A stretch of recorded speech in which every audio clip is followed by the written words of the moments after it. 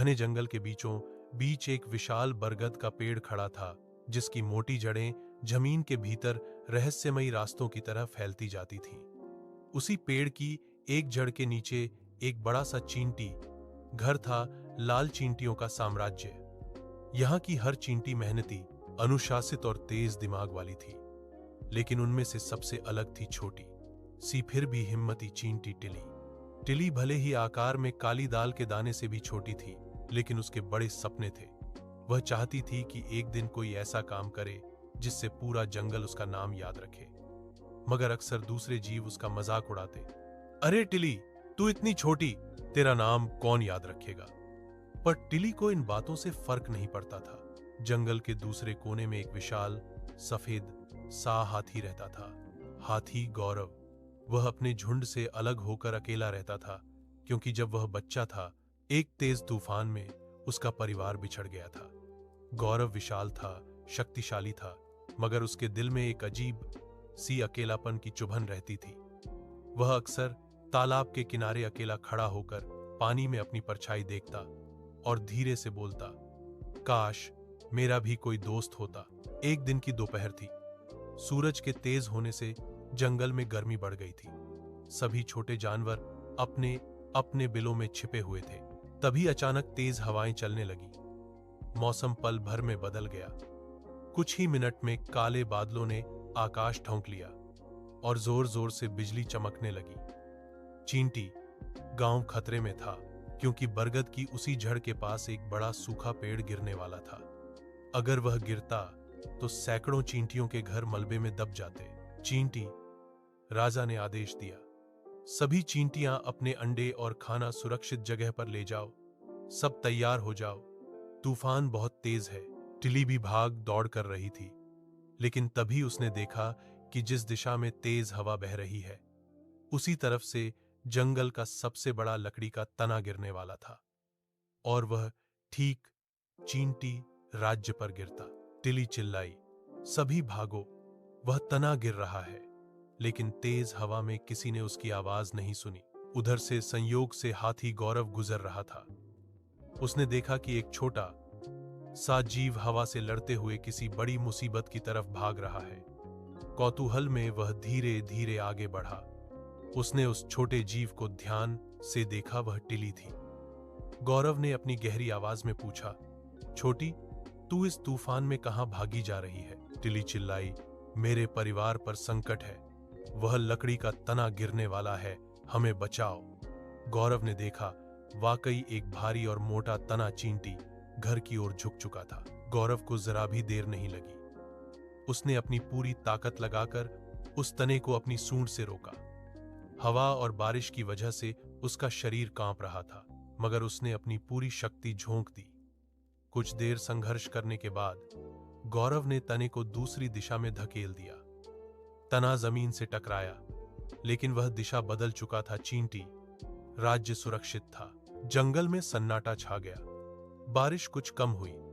बरगद की जड़ों के बीच से सैकड़ों चींटियां बाहर आईं। सब गौरव को देख रही थीं। वह भीगी हुई, थकी हुई, लेकिन मुस्कुरा रही थी।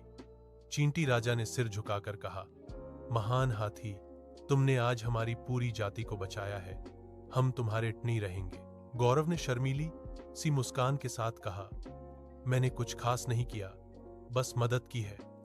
पर टिली उसकी सूंड के पास चढ़ गई और बोली, नहीं गौरव, तुमने तो सारा जंगल हिला दिया। मैं तुम्हारी दोस्त बनना चाहती हूं, अगर तुम चाहो। गौरव की आंखें चमक उठी। इतने सालों बाद किसी ने उसे दोस्त बनने के लिए पूछा था। उसने धीरे से कहा, टिली, मैं तो बहुत दिनों से एक दोस्त तलाश रहा था, मैं तुम्हें कैसे ना कहूं। उस दिन से दोनों की अनोखी दोस्ती शुरू हुई। एक विशाल हाथी और एक नन्ही सी चींटी की। दोनों रोज मिलते। कभी टिली गौरव की पीठ पर बैठकर जंगल की सैर करती, कभी गौरव उसे ऊंचे पेड़ों की चोटी तक ले जाता। टिली उसे बताती कि चींटियां एक साथ कैसे भोजन ढूंढती हैं, कैसे पंक्ति में चलती हैं और कैसे अपने से कई गुना बड़ा वजन उठाती हैं। गौरव उसे बताता कि जब वह बच्चा था तो कैसा था, कैसे वह तालाब में छपाछप करता था और कैसे उसे केले खाना बहुत पसंद है। धीरे धीरे दोनों पूरे जंगल में मशहूर हो गए। चींटी और हाथी की दोस्ती। लेकिन जंगल में हर कोई उनकी दोस्ती से खुश नहीं था, खासकर भेड़िया दुनमार, जिसे जंगल पर राज करने का पागलपन था। उसे लगता था कि अगर चींटियां और हाथी जैसे विपरीत जीव दोस्त बन जाएं, तो जंगल में एकता बढ़ जाएगी और उसके डर की ताकत कम हो जाएगी। दुनमार ने सोचा कि अगर वह इस दोस्ती को तोड़ देगा तो डर फिर से मजबूत होगा। एक दिन दुनमार ने टिली को अकेला पकड़ लिया और बोला, छोटी चींटी, क्या तू जानती है कि हाथी किसी की परवाह नहीं करता? वो सिर्फ अपने बारे में सोचता है। तू उसकी दोस्त बनकर गलत कर रही है। टिली बोली, हाथी गौरव ऐसा नहीं है, उसने हमारी जान बचाई है। दुनमार हंसकर बोला, उसने ऐसा सिर्फ इसलिए किया ताकि तुम सब उसके गुलाम बनो। वह ताकतवर है, तुम छोटी हो, दोस्ती बराबरों में होती है। टिली को उसका तर्क एक पल के लिए चुभा। वो छोटी थी, जोर कम था, लेकिन फिर उसने सोचा, क्या दोस्ती ताकत से होती है या दिल से? दुनमार का दूसरा प्रयास गौरव के पास गया। उसने कहा, तुम इतने विशाल और शक्तिशाली हो और तुम दोस्ती करते हो एक मिट्टी जैसी छोटी चींटी से। कहीं वो तुम्हारा फायदा तो नहीं उठा रही? चींटियां लाखों में होती हैं, कभी भी तुम्हें गिरा सकती हैं। गौरव ने उसकी बात सुनी, लेकिन तुरंत विश्वास नहीं किया, पर उसके दिल में हल्की सी शंका जरूर बैठ गई। दुनमार ने दोनों के मन में शक के बीज बो दिए थे। अगली सुबह जब टिली गौरव के पास पहुंची तो वह थोड़ा चुप था। टिली ने पूछा, क्या बात है? लेकिन गौरव ने कहा, कुछ नहीं। इसी तरह टिली भी दूरी बनाए हुए थी। कुछ दिनों तक दोनों ने कम बात की। दुनमार को लगा कि उसका प्लान सफल हो रहा है। फिर एक दिन जंगल में एक भारी संकट आया। एक विशालकाय अजगर, जो अब तक जंगल के बाहर रहता था, वह भूखा होकर जंगल में घुस आया। उसका पहला निशाना था बरगद की जड़ के पास का चींटी। राज्य अजगर जमीन पर रेंगते हुए आगे बढ़ रहा था। चींटियां डर गईं, कोई भी उसका मुकाबला नहीं कर सकता था। टिली ने गुस्से में चींटी राजा को कहा, मैं गौरव को बुलाती हूं।